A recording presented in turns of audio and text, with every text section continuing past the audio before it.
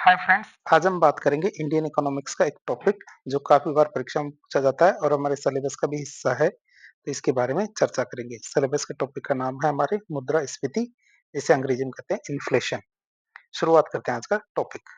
मुद्रास्फीति की बात करें तो मुद्रास्फीति आर्थिक शब्दों में एक ऐसी स्थिति होती है जहाँ क्या होता है, एक अर्थव्यवस्था में वस्तुओं और सेवाओं की, जितने भी हमारे गुड्स होते हैं और सर्विसेज है, इनकी सामान्य कीमत स्तर, जो हमारा जनरल प्राइस लेवल है, लगातार बढ़ती रहती है। जिसके परिणाम स्वरूप क्या होता है, मुद्रा की क्रय शक्ति, अर्थात पहले उस मुद्रा में हम कुछ वस्तुओं को खरीद पाते थे, अब उसी मुद्रा में हम उससे कम वस्तुओं को खरीद पाते हैं, अर्थात उनकी परचेजिंग पावर कम हो जाती है। बात करें इसके सकारात्मक पहलू की, अर्थात जो मुद्रास्फीति है ये हमेशा बुरी नहीं होती। अर्थात ये वैसे तो महंगाई होती है, ये चीजों को महंगा करती है, लेकिन महंगा होना हमेशा बुरा नहीं होता है। यह क्या एक हद तक ही सकारात्मक होती है। यदि महंगाई एक लिमिट तक बढ़े तो ठीक रहती है, जैसे कि हमारे 3 से 5%। यदि प्रतिवर्ष की दर से महंगाई बढ़ती है तो हमारी अर्थव्यवस्था के लिए बढ़िया या अच्छी होती है।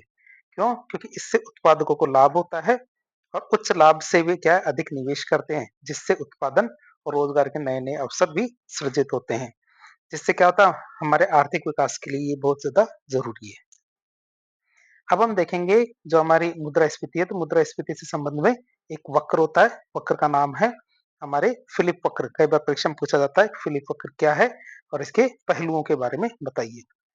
संबंध की बात करें, फिलिप वक्र क्या करता है, ये हमारे मुद्रास्फीति और बेरोजगारी के बीच में एक नकारात्मक संबंध को दिखाता है। यदि परीक्षा में आपसे पूछा जाए तो ये चित्र है आगे नीचे, वो आपको बनाना है और आपको सीधा बताना फिलिप वक्र क्या है। तो ये हमारे मुद्रास्फीति और बेरोजगारी के बीच में एक नकारात्मक संबंध, इनवर्स रिलेशन को दिखाता है। बात करें वक्र की, तो ये हमें क्या बताता है, ये कहता है जब मुद्रास्फीति बढ़ती है अर्थात महंगाई बढ़ती है तो कंपनियां अधिक उत्पादन करती है, जिसके लिए उन्हें अधिक श्रमों की आवश्यकता होती है। जो हमारे मजदूर होते हैं या श्रमिक होते हैं, इनकी आवश्यकता ज्यादा होती है। इससे क्या होता है, बेरोजगारी कम होती है। और जब इसका उल्टा हो, अर्थात जब मुद्रास्फीति कम होती है तो निवेश और उत्पादन धीमा हो जाता है, जिससे कंपनियां क्या करती है, कर्मचारियों की छटनी करती है और बेरोजगारी बढ़ जाती है। तो ये इनवर्स रिलेशन है, इसको दिखाता है। ये हम इस वक्र को देख सकते हैं। मैं आपको जूम करके इसको वक्र को दिखा देता हूँ कि इसमें जो हमारी एक तरफ तो हमारे ये है जिसमें हमारे मुद्रास्फीति को दिखाना है, दूसरी तरफ हमारे बेरोजगारी को दिखाना है। और ये क्या है, इनवर्स रिलेशन का जो वक्र होता है वो इसी प्रकार बनाया जाता है हमारे फिलिप वक्र का। तो आप इसको देख सकते हैं कि अर्थात मुद्रास्फीति बढ़ती है तो इससे बेरोजगारी कम होगी, अर्थात एक बढ़ेगा दूसरा कम होता है, तो इसे इनवर्स रिलेशन कहते हैं। सीमा की बात करें तो यह नकारात्मक संबंध एक सीमा तक ही बना रहता है, जैसे हमारे कोरोना काल के अंदर हुआ था कि जैसे कि मुद्रास्फीति बढ़ती है तो इससे बेरोजगारी बढ़ने लगी थी, तो ये एक लिमिट तक ही होता है। स्टैगफ्लेशन की स्थिति में यह वक्र टूट जाता है। क्यों? क्योंकि यह स्थिति क्या है, जो स्टैगफ्लेशन की स्थिति की बात करें तो उस स्थिति में मुद्रास्फीति और बेरोजगारी दोनों ही एक साथ बढ़ते हैं। और यह हमारे जो कोरोना काल हुआ था अर्थात 2020-2021 के आसपास की बात है, तो उस समय यही हुआ था, अर्थात फिलिप वक्र टूट गया था और बेरोजगारी भी बढ़ रही थी, साथ ही साथ महंगाई या मुद्रास्फीति भी बढ़ रही थी। अब हम देखेंगे मुद्रास्फीति तो हमने देख लिया, अब मुद्रास्फीति की गणना किस प्रकार की जाती है, इन्फ्लेशन कैलकुलेशन किस प्रकार किया जाता है उसकी बात करें। तो मुद्रास्फीति की गणना मासिक आधार पर की जाती है और इसे वर्ष दर वर्ष मतलब ईयर ऑन ईयर तुलना की जाती है कि पिछले साल कितनी थी और इस साल कितनी है। जैसे कि एक उदाहरण से समझें, यदि बात करें जनवरी 2024 में किसी भी वस्तु की कीमत 100 रुपए थी, तो जनवरी 2025 में उसकी कीमत कितनी हो जाती है, 110 रुपए हो जाती है। तो मुद्रास्फीति की दर कितनी होगी, हम एक सूत्र है, सूत्र में हम 110 माइनस 100 बटे 100 इंटू 100 करते हैं। ये आपके सामान्य गणित का प्रश्न है कि कितने परसेंट होता है 110 100 का, तो 10% की वृद्धि के साथ ये दिखाया जाता है।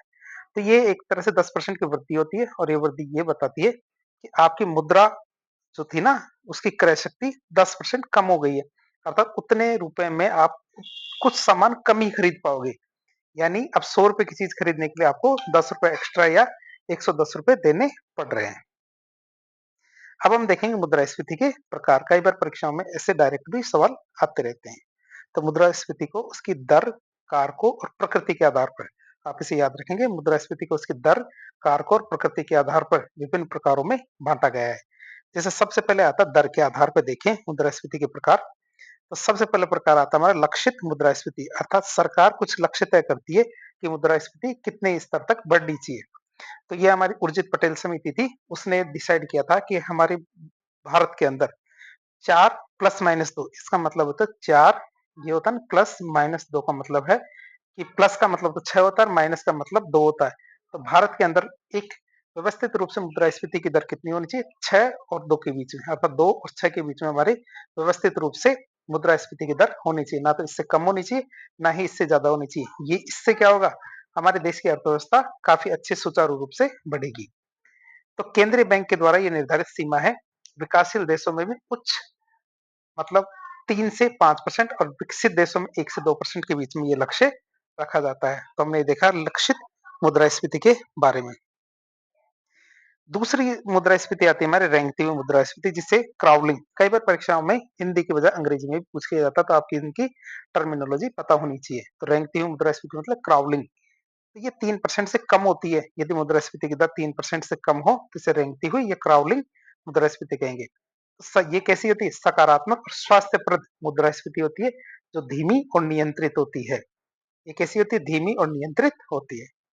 अगली मुद्रास्फीति आती है चलती हुई मुद्रास्फीति, जिसे वॉकिंग कहते हैं। 3 से 6%। हमारे भारत की मुद्रास्फीति की भी टारगेटेड इसी के मध्य रखा गया है।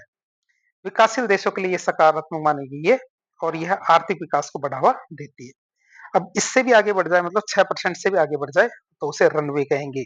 रनवे की बात करें तो 6% से लेकर 10% के बीच में ये मुद्रास्फीति की दर होती है। बात यहाँ तक आ जाती है कि 6 से 10% के बीच में होती है, तो ये चिंता का विषय होती है।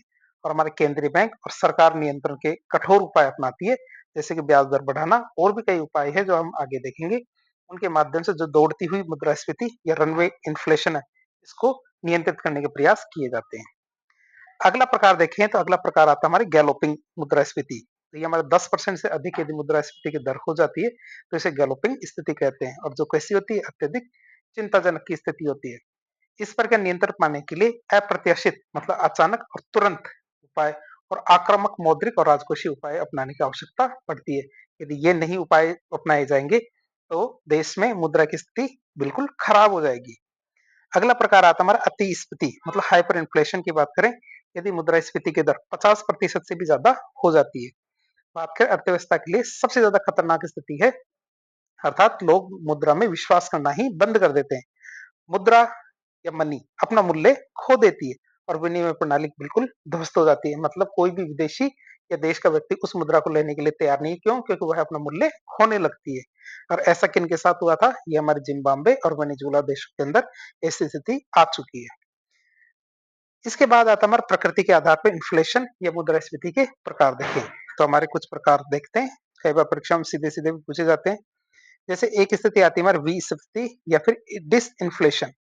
तो मुद्रास्फीति इसमें क्या होता है? मुद्रास्फीति की दर में कमी आती है, अर्थात जो जैसे उदाहरण भी साथ में बताया गया है कि जैसे पहले मुद्रास्फीति की दर या महंगाई की दर 8% थी, और जो घट के कितनी रह गई? 6%। इसका मतलब है कीमतें अभी भी बढ़ रही है, मतलब महंगाई अभी भी बढ़ रही है, लेकिन उस गति से नहीं बढ़ रही है जिस गति से पहले बढ़ रही थी, लेकिन धीमी गति से बढ़ रही है। इसे डिसइन्फ्लेशन या विस्फीति कहेंगे। फिर आता है अपस्फीति या डिफ्लेशन, तो मुद्रास्फीति दर का नकारात्मक होना, यानी कि हमारी वस्तुओं और सेवाओं की कीमतें कम होने लगती है। अर्थात जो निवेशक ने निवेश किया है पैसा, जैसे 10 रुपए का पेन बनाने के लिए 8 रुपए की कीमत लगी है, लेकिन ग्राहक 8 रुपए देने के लिए भी उसके लिए तैयार नहीं है। अर्थात फिर जो निवेशक और निर्माता क्या करते हैं? उसको 7 रुपए में बेचने लगेगा। तो मस्त वस्तुओं की जो मूल कीमत है, तो मूल कीमत से भी कम दर पर चीजों को जब बेचा जाता है, तो इसे अपस्फीति या डिफ्लेशन कहेंगे। क्यों? क्योंकि उत्पादकों को लाभ कम होने लगता है और वो अपने निवेश को घटा देते हैं। फिर बात करें मंदी की, तो जब जीडीपी लगातार 2 या 2 से अधिक तिमाहियों तक घटती है, अर्थात जीडीपी में जब बढ़ने की बजाय घटने का दौर चलता है, जब लगातार 2 तिमाहियों तक, मतलब इस स्थिति की बात करें तो यह आमतौर पर अपस्थिति, मतलब जब हमारा डिफ्लेशन है तो लंबे समय तक यदि बना रहता है, तो इससे रिसेशन या मंदी आ जाती है। जैसे हमारे 2029 के अंदर हमारा डिप्रेशन आ जाता है। मतलब ये तो हम देख सकते हैं मंदी की स्थिति कैसी होती है, 2 या 2 से अधिक यदि तिमाहियों तक जीडीपी लगातार गिरती रहती है, तो हमारी मंदी की स्थिति होती है और लगातार ये बना रहे तो इससे डिप्रेशन की स्थिति भी आ सकती है। डिप्रेशन की बात करें जिससे लंबी और गंभीर मंदी की स्थिति होती है, जैसा कब हुआ था तो 1929 के अंदर ग्रेट डिप्रेशन आया था, अर्थात सभी संरक्षणवादी नीतियों को अपनाने लगे थे, अर्थात निर्यात को बढ़ावा दे रहे थे और आयात को हतोत्साहित कर रहे थे, इसलिए सभी देशों में जो निर्यात था वह घट जाता है। ऐसी स्थिति आती है हमारी ग्रेट डिप्रेशन या 1929 के अंदर। फिर आता है स्टैगफ्लेशन। स्टैगफ्लेशन 2 शब्दों से मिलकर बना हुआ है। स्टैग्नेशन और इन्फ्लेशन 2 शब्द है। स्टैग्नेशन का मतलब होता है ठहराव और इन्फ्लेशन का मतलब होता है मुद्रास्फीति। मतलब यह एक विशिष्ट और खतरनाक स्थिति होती है जहाँ जीडीपी गिरती है अर्थात मंदी होती है और बेरोजगारी भी बढ़ती है। अब ध्यान रखना जो स्टैगफ्लेशन है ये बहुत खतरनाक स्थिति होती है। क्यों? क्योंकि इसमें जीडीपी गिरती है और मंदी भी आती है, साथ ही साथ क्या है बेरोजगारी भी बढ़ती है। और मुद्रास्फीति भी की दर कैसी होती है? ऊँची रहती है। बात करें तो एक केंद्रीय बैंक के लिए सबसे ज़्यादा दुविधा का समय होता है कि क्या करें? क्यों? क्योंकि यदि ब्याज दर बढ़ाते हैं तो जीडीपी गिरेगी और ब्याज दर कम करते हैं तो महँगाई या मुद्रास्फीति बढ़ेगी। आप इसको याद रखेंगे। फिर आप देखें हम कोर मुद्रास्फीति की बात करें तो कुल मुद्रास्फीति में जितने भी मुद्रास्फीति है इनमें से अस्थिर तत्व जैसे हमारे खाद्य और ईंधन होते हैं। क्यों? क्योंकि इनकी कीमत क्या समय के साथ बढ़ती घटती रहती है कि जैसे यदि फसलों का उत्पादन अच्छा हुआ तो खाद्य की कीमत कम हो जाएगी, नहीं हुआ तो बढ़ जाएगी। जैसे ईंधन की कीमतें हमारे अंतर्राष्ट्रीय कीमतों पर आधारित होती है तो इसलिए इनको अस्थिर तत्व कहते हैं। तो कुल मुद्रास्फीति में इन अस्थिर तत्वों की कीमतों को हटा देते हैं। क्यों? क्योंकि ये क्या करते हैं कभी-कभी मुद्रास्फीति की दर को अजीब तरह से बढ़ा या घटा देती है। इसलिए कोर मुद्रास्फीति में इनको गिना नहीं जाता है।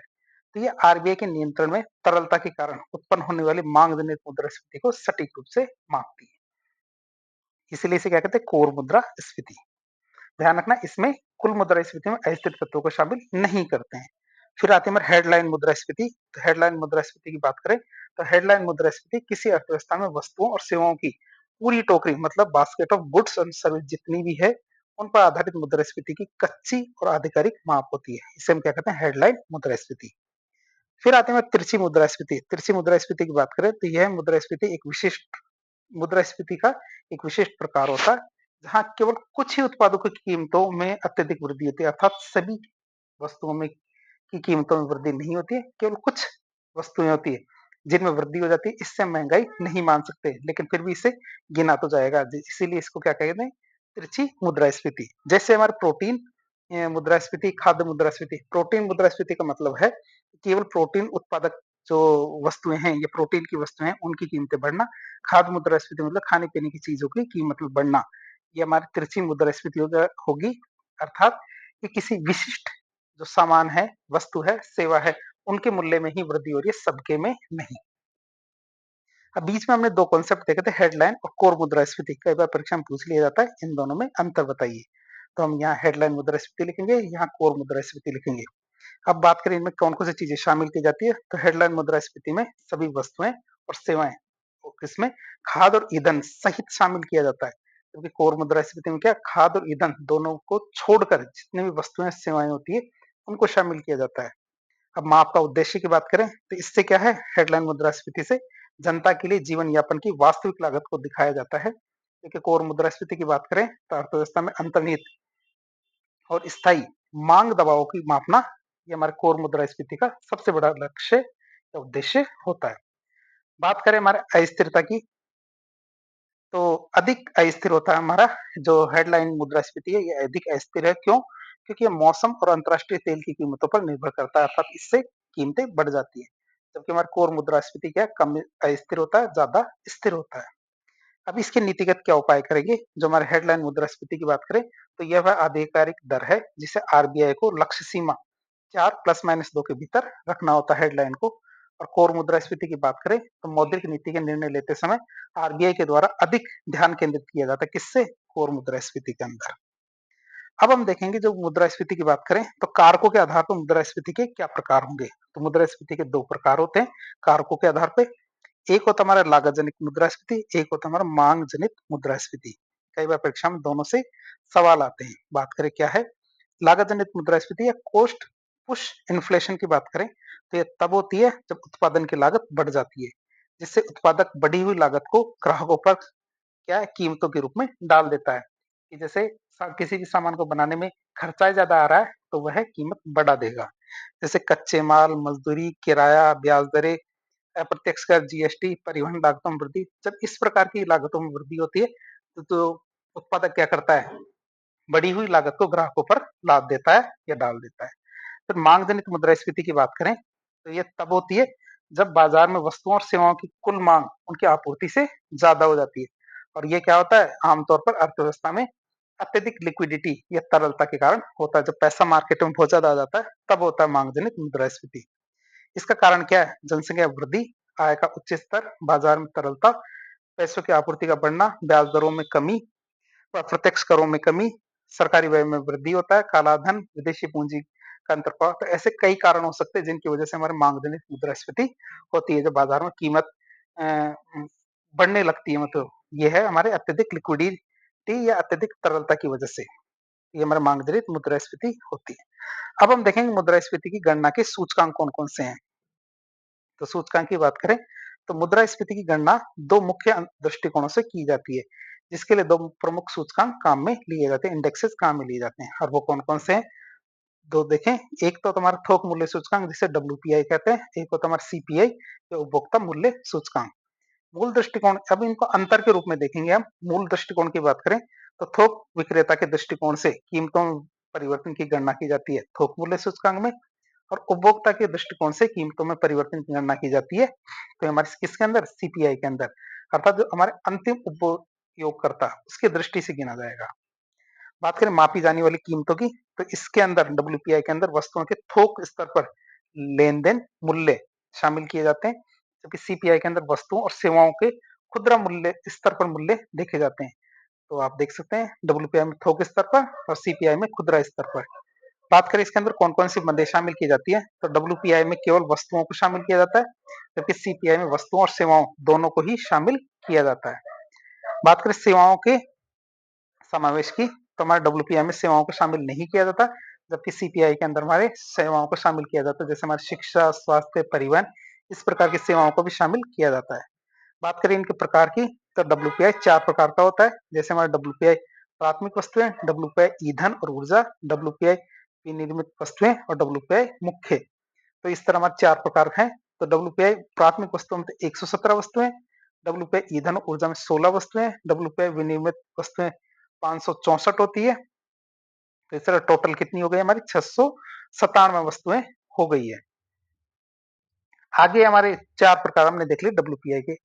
बात करें मैं उपभोक्ता मूल्य सूचकांक के तीन प्रकार की, तो थोक मूल्य सूचकांक के चार प्रकार है, उपभोक्ता मूल्य सूचकांक के तीन प्रकार है।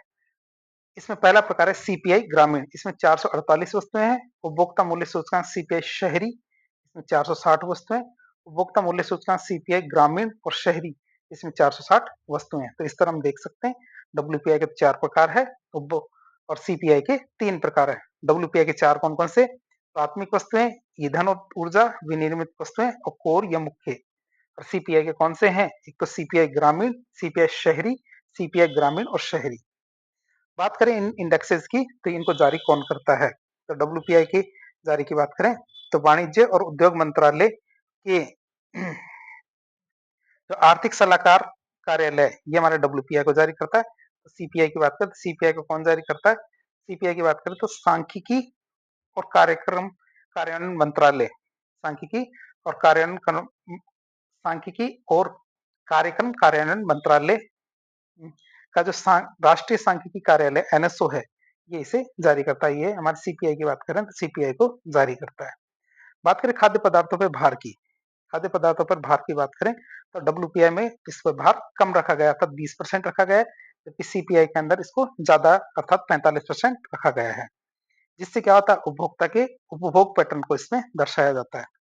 फिर नीतिगत महत्व की बात करें तो 2014 से पहले मुद्रास्फीति का मुख्य सूचकांक डब्ल्यूपीआई हुआ करता था। वर्तमान में अर्थात 2014 के बाद में आरबीआई के द्वारा मौद्रिक नीति के लिए उपयोग में लिया जाने वाला सूचकांक है सीपीआई।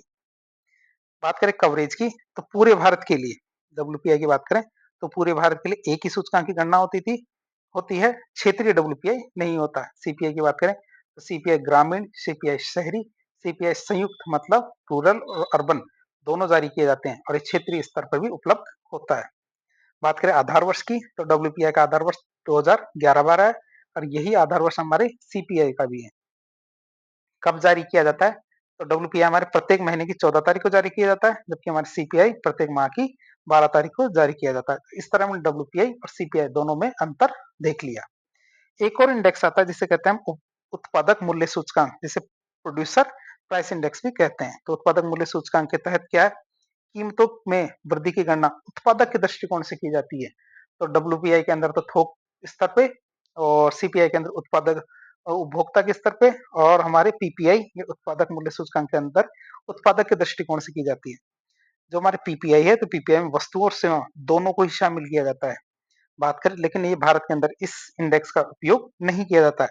तो कहाँ किया जाता है? इस इंडेक्स का उपयोग यूरोपीय देश, साथ ही साथ अमेरिका जैसे जो विकसित देश है उनके अंदर इनका उपयोग किया जाता है। बात करें एक कॉन्सेप्ट आता है आधार वर्ष या बेस इफेक्ट की, तो बात करें क्या होता है? तो यह एक प्रभाव होता है जो पिछले वर्ष की कीमतों का वर्तमान मुद्रास्फीति की दर पर पड़ने वाला प्रभाव होता है। तो आधार प्रभाव क्या होता है? यह एक प्रभाव है जो पिछले वर्ष की कीमतों का वर्तमान मुद्रास्फीति की दर पर पड़ने वाला प्रभाव होता है। बात करें कैसे काम करता है? यदि पिछले वर्ष की कीमतें अत्यधिक कम थी, तो वर्तमान वर्ष में कीमतों में मामूली वृद्धि भी मुद्रास्फीति की दर को बहुत अधिक दिखाएगी। क्यों? क्योंकि आधार बहुत कम था। यदि पिछले वर्ष की कीमतें अत्यधिक ऊंची थी, तो वर्तमान वर्ष में कीमतें बढ़ने पर भी मुद्रास्फीति की दर कम हो जाएगी। क्यों? क्योंकि आधार बहुत अधिक था। तो ये बहुत बड़ा इफेक्ट था जब हमारा कोरोना काल था, तो कोरोना काल के अंदर इसको काफी ज्यादा दिखाया गया था। यदि आप समझना चाहेंगे तो मैं बताता हूँ कि जैसे कभी भी मान लीजिए किसी भी वस्तु की कीमत 100 रुपए थी और अगले साल उसकी कीमत 50 रुपए हो जाती है, तो ये देख लीजिए उसकी कीमत कितनी हो गई, 50% गिर गई है। अब 50% गिरना, पहले तो 50% गिर गई और फिर 50% उठ गई। तो यदि एक सामान्य व्यक्ति को समझाएंगे कि पहले किसी भी चीज की कीमत 50% गिर गई फिर 50% उठ गई, वो सोचेगा बराबर है, कोई दिक्कत नहीं है। लेकिन ऐसा नहीं है, जब 50% उठती है ना, तो उठने के बाद ये 75 ही रह जाती है। क्यों? क्योंकि 50%, 50 का 50% जब बढ़ता है तो 75 ही हो जाती है, जबकि इसके मुकाबले देखें तो ये 25% कम हो गई है। तो इसे बेस इफेक्ट कहते हैं। इसे क्या कहते हैं? बेस इफेक्ट कहते हैं। बेस इफेक्ट के आधार पे हम मुद्रास्फीति की गणना करते हैं कई बार। अब बात करें मुद्रास्फीति के नकारात्मक प्रभाव की, क्योंकि कभी-कभी मुद्रास्फीति ठीक नहीं होती है। इसकी क्या-क्या कारण है देखें। तो मुद्रास्फीति के नकारात्मक परिणाम अर्थव्यवस्था और समाज पे कई प्रभाव डालते हैं। जैसे ऋणदाता को नुकसान होता है और ऋणी को लाभ होता है। यदि मुद्रास्फीति की दर, जो मुद्रास्फीति ऋण की ब्याज दर से अधिक है, तो जैसे मान लीजिए ऋण हमारे 8% पे दिया गया, जबकि मुद्रास्फीति क्या है 9% है, तो ऋणदाता को वास्तविक रूप में नुकसान होता है। प्रभावी ब्याज दर ब्याज प्रभावी ब्याज दर मुद्रास्फीति, यदि मुद्रास्फीति 8% है और ब्याज दर 7% है, तो प्रभावी ब्याज दर नकारात्मक मतलब 1% कम हो जाएगी। अर्थात ये तो शायद ही लाइन कट गई है, लेकिन हम इसको समझ सकते हैं। जैसे मान लीजिए मुद्रास्फीति 8% है, यहाँ से तो आप समझ सकते हैं कि मुद्रास्फीति की दर तो 8% है और ब्याज दर यदि किसी ने लोन लिया है 7% है, तो वो देने वाले को काफी ज्यादा नुकसान होगा। अगला कॉन्सेप्ट देखते हैं, मतलब प्रभाव देखते हैं, नकारात्मक प्रभाव। तो जमाकर्ताओं को नुकसान होता है, बैंक की ऋण क्षमता में कमी आती है। जब क्या होता है, जब मुद्रास्फीति अधिक होती है तो जमाकर्ताओं को जमा पर मिलने वाला वास्तविक रिटर्न नकारात्मक हो सकता है, जिससे क्या होता है वे अपने बचत को बैंक से निकालकर भौतिक परिसंपत्ति जैसे हमारे सोना, रियल एस्टेट, इनके अंदर निवेश करने लगते हैं, जिससे क्या बैंकों के पास ऋण देने के लिए पूंजी की कमी हो जाती है। फिर तीसरा नुकसान देखें तो मुद्रास्फीति और अधिक मुद्रास्फीति के कारण, मतलब महंगाई की वजह से क्या होता है और महंगाई बढ़ती है। बात करें इसकी तो उच्च मुद्रास्फीति लोगों की अपेक्षाओं को बढ़ाती है, जिससे क्या होता है वे भविष्य की कीमतों में और वृद्धि की आशंका से आज ही अधिक मांग करना शुरू कर देते हैं, जिससे क्या होता है मांग जनित मुद्रास्फीति की ओर बढ़ता है। मतलब महंगाई और महंगाई बढ़ाती है। ये कालाबाजारी की प्रवृत्ति की बात करें तो लोग उच्च कीमतों पर बेचने के इरादे से वस्तुओं का संग्रहण मतलब होर्डिंग या कालाबाजारी करना शुरू कर देते हैं, जिससे क्या होता है बाजार में कृत्रिम रूप से कमी आ जाती है। मतलब वास्तव में तो चीजों की कमी नहीं है, लेकिन लोगों ने क्या कालाबाजारी करने लग गए, इस वजह से चीजों की कीमतों में वृद्धि होती है और चीजें कम पड़ रही है। अर्थात चीजें कम पड़ने की वजह से चीजें की कीमतें बढ़ रही है। गरीबों पर सबसे नकारात्मक प्रभाव की बात करें मुद्रास्फीति मुख्य रूप से भोजन, ईंधन और आवास जैसी आवश्यक वस्तुओं की कीमतें बढ़ाती है, जिससे क्या होता है गरीब व्यक्तियों के जीवन यापन की लागत सबसे अधिक बढ़ती है। मतलब मुद्रास्फीति का सबसे ज्यादा प्रभाव किसको पड़ता है? गरीबों पर। बात करें अनौपचारिक मतलब इनफॉर्मल क्षेत्रों पर नकारात्मक प्रभाव की बात करें तो अनौपचारिक क्षेत्र के कामगारों को महंगाई भत्ता, डीए का मुआवजा या डीए या मुआवजा किसी भी तरह का नहीं मिलता है, जिससे क्या होता है उनकी वास्तविक आय तेजी से गिरने लगती है। बात करें औपचारिक क्षेत्र और राजकोषीय खिंचाव मतलब फिजिकल ड्रेग की बात करें तो औपचारिक क्षेत्र के कर्मचारी को डीए मिलता है, जिससे उनकी मौद्रिक आय तो बढ़ती है लेकिन वास्तविक आय नहीं बढ़ती है। क्यों? क्योंकि चीजों की रेट भी बढ़ रही है, डीए बढ़ने से ही क्या होता है। बात करें मौद्रिक आय बढ़ने से जो लोग पहले आयकर के दायरे में नहीं आते थे वे भी उच्च आयकर स्लैब में आ जाते हैं, जिसे राजकोषीय खिंचाव या फिस्कल ड्रैग कहा जाता है, जिससे सरकार की कर आय अनायासी बढ़ने लगती है। बात करें व्यापार संतुलन की तो मुद्रास्फीति के कारण घरेलू वस्तुएं महंगी हो जाती है, जिससे निर्यात घटता है। इसके विपरीत देखें तो विदेशी वस्तुएं सस्ती लगने लगती है, जिससे आयात बढ़ने लगता है। परिणाम स्वरूप बात करें तो परिणाम स्वरूप देश का चालू खाता घाटा जो करंट अकाउंट डेफिसिट है सीएडी बढ़ जाता है। सरकारी वित्त पर प्रभाव की बात करें ट्विन डेफिसिट की तो सरकारी व्यय जैसे हमारी सब्सिडी निर्माण लागतें महंगा हो जाता है, जिसका राजकोषीय घाटा बढ़ने लगता है। ये भी एक तरह का नुकसान है। करंट अकाउंट डेफिसिट या चालू खाता घाटा की बात करें तो हमारे राजकोषीय घाटा दोनों एक साथ बढ़ते हैं, जिसे हम क्या कहते हैं ट्विन डेफिसिट या जुड़वा घाटा कहते हैं, जो क्या करते हैं जो अर्थव्यवस्था की स्थिरता के लिए खतरनाक या नुकसानदायक होता है। बात करें 10वें पॉइंट की तो विदेशी निवेश पर प्रभाव तो उच्च और अनियंत्रित मुद्रास्फीति अर्थव्यवस्था की विश्वसनीयता क्रेडिबिलिटी को कम करती है, जिससे विदेशी निवेशक अपनी पूंजी निवेश मतलब एफडीआई एफपीआई ये वापस खींचने लगते हैं। तो इस तरह मुद्रास्फीति के काफी ज्यादा नुकसान हो सकते हैं। ऐसा नहीं मुद्रास्फीति हमेशा नुकसानदायक ही होती है, कुछ मामलों में फायदेमंद भी होती है। तो देखें तो मुद्रास्फीति के सकारात्मक प्रभाव क्या होते हैं। मुद्रास्फीति का एक हल्का या मध्यम स्तर जो हमने बताया था 2 से 6% के बीच में अर्थव्यवस्था के लिए कुछ हद तक फायदेमंद हो सकता है, विशेषकर मंदी की स्थिति की तुलना में। इसे कुछ सकारात्मक प्रभाव के साथ आगे बढ़ा सकते हैं, जैसे कि उत्पादक और उद्यमी वर्ग को लाभ होता है इससे मुद्रास्फीति से। तो बढ़ती कीमतों के कारण उत्पादकों और उद्यमियों को अधिक राजस्व मिलता है। अक्सर कीमतों में वृद्धि मजदूरी में वृद्धि की तुलना में ज्यादा होती है, जिससे उनका लाभ बढ़ता है और वे अधिक उत्पादन करने के लिए भी प्रोत्साहित होते हैं। दूसरा फायदा देखें तो रोजगार में वृद्धि तो जब कीमतें बढ़ती है तो व्यवसाय उत्पादन के लिए प्रोत्साहित होते हैं, जिससे अधिक श्रमिकों को काम पे रखा जाता है और रोजगार के अवसर भी बढ़ते हैं। ऋणी को लाभ तो जिन लोगों ने ऋण लिया होता है उन्हें लाभ होता है, क्योंकि वे भविष्य में कम क्रय शक्ति वाली मुद्रा में अपना ऋण चुका सकते हैं। बात करें कृषक वर्ग को अनुकूल प्रभाव की बात करें तो मुद्रास्फीति के दौरान क्या होता है कृषि उत्पादों की कीमतें बढ़ती है, जिससे कृषकों के वर्ग को लाभ या उनको अच्छी कीमत मिलती है। खर्च को प्रोत्साहन की बात करें तो मुद्रास्फीति लोगों को वर्तमान में खर्च करने के लिए प्रोत्साहित करती है। क्यों? क्योंकि वे सोचते हैं कि भविष्य में वस्तुएं और सेवाएं और महंगी हो जाएगी, वो खरीद नहीं पाएंगे, इसलिए अभी खरीद लो, जिससे मांग बढ़ती है। अब हम देखेंगे मुद्रास्फीति के हमने फायदा और नुकसान दोनों देखा, तो क्या हम मुद्रास्फीति को नियंत्रित भी कर सकते हैं? तो हाँ, मुद्रास्फीति को नियंत्रित करने के उपायों की बात करें तो मुद्रास्फीति को नियंत्रित करने के लिए मुख्यतः मौद्रिक नीति और राजकोषीय नीति ये उपाय अपनाए जाते हैं। जैसे सबसे पहला आता है हमारा मौद्रिक नीति उपाय जो किसके द्वारा जारी किया जाता है? आरबीआई के द्वारा। तो ये उपाय केंद्रीय बैंक जो भारत में तो कौन है? भारतीय रिजर्व बैंक के द्वारा अर्थव्यवस्था में साख मतलब क्रेडिट और मुद्रा आपूर्ति को नियंत्रित करने के लिए अपनाए जाते हैं।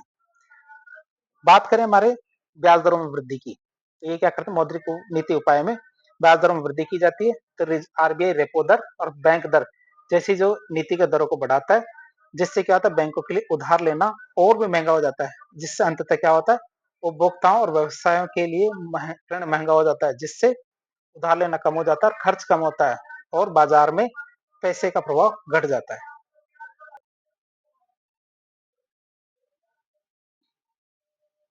आगे देखें नगद आरक्षी अनुपात जो सीआरआर होता है, तो सीआरआर और सामुदायिक चल निधि अनुपात जो एसएलआर होते हैं इसमें वृद्धि की जाती है। इसके अंतर्गत इन अनुपातों को बढ़ाने से बैंकों को अधिक धन आरबीआई के पास तरल संपत्ति के रूप में रखना पड़ता है, जिससे उनकी ऋण देने की क्षमता कम हो जाती है और मुद्रा आपूर्ति नियंत्रित हो जाती है।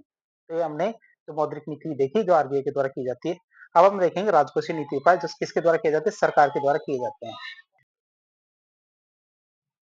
बात करें राजकोषीय नीति उपाय की तो ये उपाय सरकार के द्वारा अपने राजस्व और व्यय को समायोजित करने के लिए किए जाते हैं। बात करें सरकारी व्यय में कमी की, तो सरकार अपने क्या कहते हैं अनावश्यक व्यय, जो अनुत्पादक व्यय है, उनमें कटौती करती है, जिससे बाजार में धन के प्रवाह में कमी आती है और मांग भी घटती है। दूसरी बात करें करों में वृद्धि की, तो प्रत्यक्ष कर जैसे हमारे आयकर और अप्रत्यक्ष करों में वृद्धि की जाती है, जिससे लोगों की व्यय योग्य जो आय है वो कम हो जाती है, जिससे मांग में भी कमी आती है। तो बात करें सरप्लस बजट या अतिरेक बजट की, तो ऐसा बजट पेश करना जिसमें सरकार आय उसके व्यय से अधिक हो, जिससे अर्थव्यवस्था में अतिरिक्त धन को बाहर निकाला जा सके, जिससे महंगाई कम होती है। तीसरा उपाय आता है हमारा आपूर्ति पक्ष उपाय, मतलब सप्लाई साइड मेजरमेंट की बात करें तो उत्पादन वृद्धि, मुद्रास्फीति को नियंत्रित करने का सबसे टिकाऊ तरीका वस्तुओं और सेवाओं के उत्पादन को बढ़ाना, ताकि बढ़ती मांग को पूरा किया जा सके। फिर दूसरा बात करें तो भंडारण और परिवहन में सुधार, तो कृषि उत्पादों के लिए बेहतर भंडारण और परिवहन बुनियादी ढांचे में निवेश करके पोस्ट हार्वेस्टिंग जो नुकसान है उसको कम करना। बात करें आयात प्रोत्साहन की, तो घरेलू आपूर्ति को बढ़ाने और कीमतों को कम करने के लिए आवश्यक वस्तुओं का आयात करना। तो इस तरह आज के लेक्चर में हमने मुद्रास्फीति के सारे कॉन्सेप्ट के बारे में देखा, उनके प्रभाव देखे, सकारात्मक नकारात्मक उपाय प्रकार सभी कॉन्सेप्ट को जानने का प्रयास किया। तो इस प्रकार के इन्फॉर्मेटिव वीडियो देखने के लिए हमारे चैनल से जुड़े। वीडियो यदि पसंद आता है तो वीडियो को लाइक करें, चैनल को सब्सक्राइब करें, अपने दोस्तों का शेयर करें। धन्यवाद।